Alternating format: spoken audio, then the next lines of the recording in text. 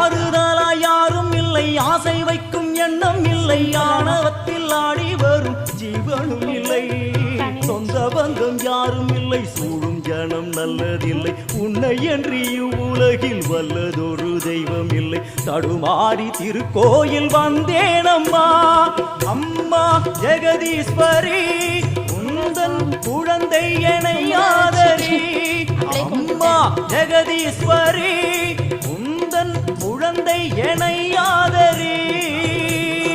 நீ வந்து தாயாக என்னை தாங்கணும், உன் மடி மீது தலை வைத்து நான் ஏங்கணும்.